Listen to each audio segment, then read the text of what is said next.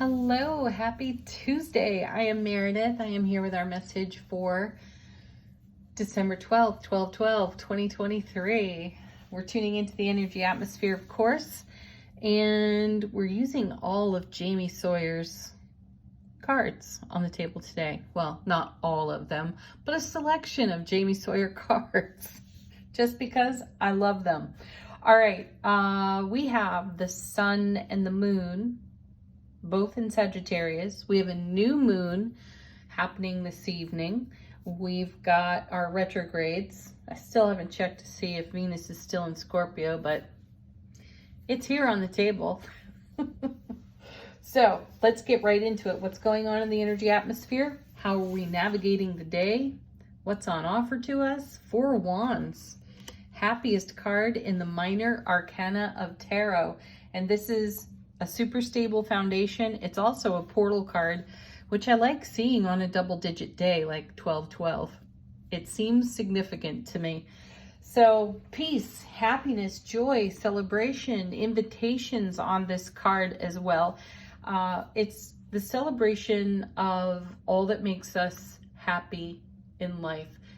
Putting that in our foundation, allowing that to be terra firma for us. Let's see what's next. Ooh, another four. What a sweet four it is, too. This is the Four of Swords. We've got rest, relaxation for the spiritual warrior. I'm happy to see this, and I'm also happy to see two fours at the beginning of the reading. So we're stable in our passions, our motivations, and our inspirations, and we're also quite relaxed about them too, and which means that we have a stable mental attitude within our inner being, within our inner relationship too here. This is a card also of preparation for what comes next. So let's see what comes next. Oh, the Star. Nice. You know, we've had a lot of manifestation messages lately, and these two, Four Swords and Star, sitting next to one another feels like relaxed daydreaming. I think I mentioned that in yesterday's reading as well. It seems familiar to me and recent. So I feel like we have this nice, relaxed, though passionate, like a calm passion, the burning fire within to co-create with the divine all. And we're doing it in a way that sets us up for success. And I feel that these cards have aligned in this way because we've been taking a look at harder life experiences from the past, and we've been pulling the silver linings from those experiences because we're in appreciation and gratitude for how those experiences shaped us.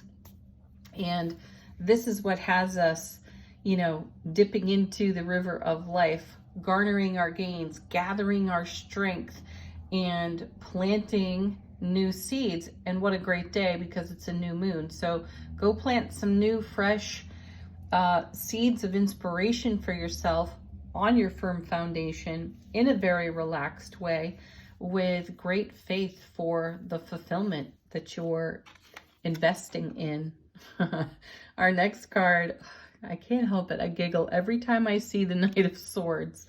And, he's our point A to point B knight. And what's he doing? He's running right at the star. Isn't that fantastic? Like, no muss, no fuss, no screwing around. You are getting from point A to point B when it comes to your fulfillment, your happiness, and the way you celebrate and cross through gateways in your world. Excellent card. Followed by, oh, that's interesting. There's the Hanged Man, a pause for enlightenment. This is something I find funny here on this tarot table. There are a couple of phenomenons that go on in the cards for me as a reader. And one of them, we see it often, is the High Priestess showing up with the Death card. Another thing that I notice is this right here, where we have the Hanged Man and the message is pause for enlightenment. Take a different look, take a different perspective. Great message, right? Certainly we're doing that and taking action on it. what I notice is when we get a pause card or a slow your roll kind of message, there's usually a card like the Knight of Swords or the Chariot or the Eight of Wands. There's usually some kind of swift moving energy. So what does that mean? That means that things are happening fast, and the more relaxed we are and the more access we will have to invest with our enlightened, more expanded attitude. So while the energy atmosphere may be kicking it up a notch or two, and the current, the spiritual current, the energetic current is speeding up, we're able to stay very grounded with these really stable cards, right? And draw from our enlightened perspective as we invest in our star. Let's take a look at what's on the bottom of the deck. First card, Seven of Pentacles. Heaven touching earth with a 7. That's happening in our own heart space, and this is all about what we have invested in, what is maturing or seasoning on the vine for us. And here we have yet another pause. I know that this card is spoken over in terms of a bit of impatience in tarot. I feel that it is the perfect artistic representation of our appreciation and gratitude. Also our pause for enlightenment here, because here we can take a look at the work we've done, the spiritual investment and the spiritual play, right? And we're beginning to see the fruits of our investment. We are beginning to see the sprouts of fulfillment. Excellent. Oh my gosh. And the next card, that's crazy. 9 of Cups. Our dreams are coming true. Our wishes are being fulfilled. Remember that the underside of the deck is all about the things that may not be exactly obvious to us. They may seem a little elusive or out on the very edge of our sphere of influence. So it can represent what we don't necessarily see coming. But the message is repeating in the main body of the reading, and now the underside of the deck. Stay in appreciation and gratitude, and the energies will move swiftly to bring heaven and earth and the fulfillment of our dreams into our world on this extremely stable foundation. 6 of Swords showing up for us again. I was doing cards with someone yesterday, and both of us got the 6 of Swords. And this is a card that has shown up on repeat for us. So we're moving into really favorable energies on the 6 of Swords. Then we have the World, which is reward for all of our prior investments. So all of this over here on the 7 of Pentacles, all of this here in the 9 of Cups is coming into being. You know, it's in motion. It's on its way. We are an integral part of that momentum right there. Final card off the bottom of the deck, Wheel of Fortune, because we are in alignment with our destiny. We saw this card yesterday as well, so it's sticking around. And I like seeing it right next to the World, because this is the investment that is on an infinity loop. It keeps turning over and working out for our highest and greatest good. Okay, angel answers. If you have a question, put it to the deck. If you're looking for confirmation, do the same.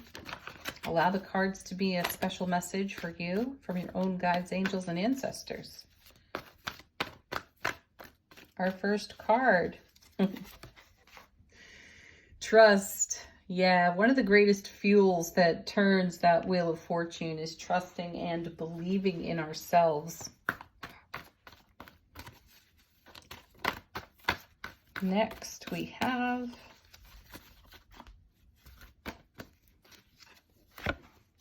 it's up to you. We've seen this card recently too, at least within the last couple of weeks of readings. And that's a card that reminds us whatever we are focusing on is what we will create for ourselves. So remember, you are at the heart of every manifestation. And where is your focus? Next we have, oh, how perfect. If you believe, what do you believe in? This is what you will create. If you're finding that your belief system has you feeling less than favorable, less than fulfilled, then you have to get busy with making a shift and a change to direct a new outcome for yourself or a new fulfillment. And then we have yes, our sweet, simple yes. Okay, let's tune in briefly with the Honey Hive Lenormand cards for the retrograde energy. We've got Uranus, Chiron, and what's here? Oh my goodness. I don't even remember what's in retrograde anymore. And I do this every day, right? Yeah, Chiron. Oh, Uranus and Jupiter. Silly, silly. Okay, there it is. Oh, and we've got Mercury joining it all. So how are the retrogrades blessing us? What gifts are they bringing? What messages do they have for us? These cards are so tiny. Look at them. And sweet. Okay. We've got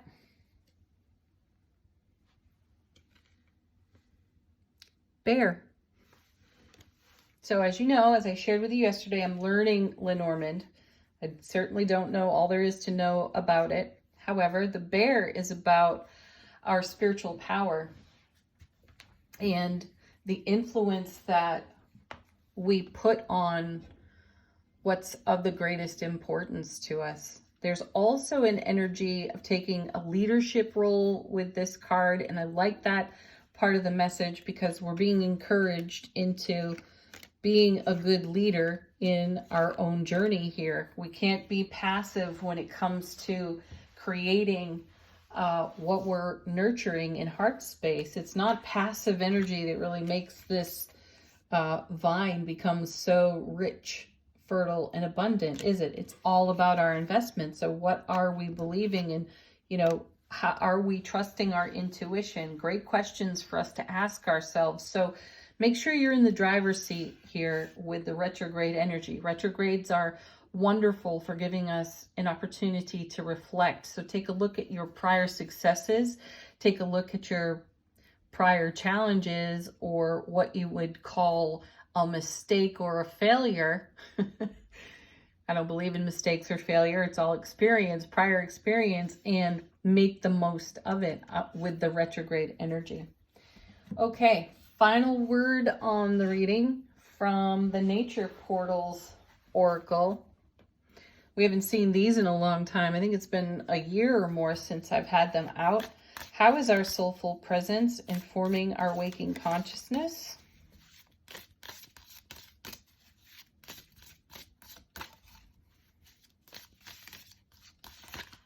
I'm just noticing we've got great shapes. The honey hives and the nature portals. All right, one more shuffle here. We have the hummingbird. Oh, what a great message there, because hummingbird is all about seeming to do the impossible. And doesn't it at times feel that way when we're creating heaven on earth? It's magical though.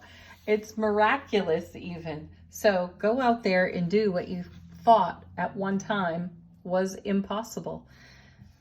Trust your experience, trust your intuition, pause for enlightenment, and know that it's up to you and what you believe in, because you can make anything happen. Have a great Tuesday, everybody. Peace, love, blessings. Namaste.